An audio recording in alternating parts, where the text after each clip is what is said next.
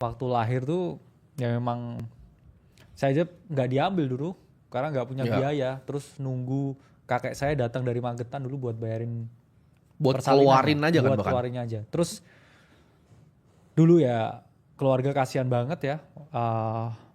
Bapak ibu lah kita ngomongnya juga dulu mulai dari naik Vespa ya sampai nol bener-bener rumahnya tuh digubuk 2 tahun ya diusir tinggal di gubuk ya awalnya dan ya orang tua akhirnya punya jalan buat mereka UMKM.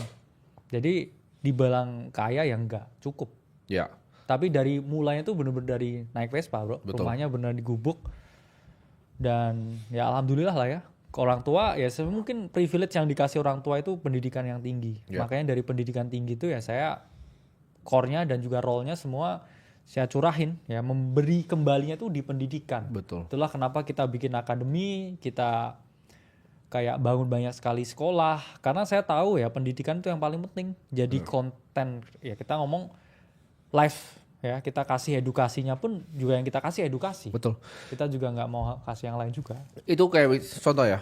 Gue tuh nggak dilahirkan dengan uang dan status. Dan ketika kayak tadi, kayak gue nggak bisa bayar uang sekolah dan gue disuruh nunggu. Itu menurut gue itu sistem yang busuk dan sangat menekan. Dan biasanya, ya kalian paham lah sekolah yang gue ngomong ini sekolah apa.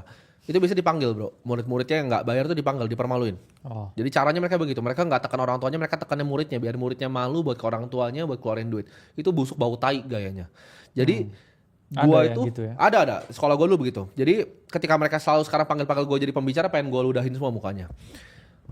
Kita bikin sekolah yang gratis akhirnya. Jadi gue pengen kasih kesempatan ke mereka yang nggak punya kesempatan. Jadi kalau buat lu yang ngomong gue anak orang kaya, ya lu kebanyakan alasan gitu. Hidup lu memang udah gembel dan lu nggak bisa kemana-mana.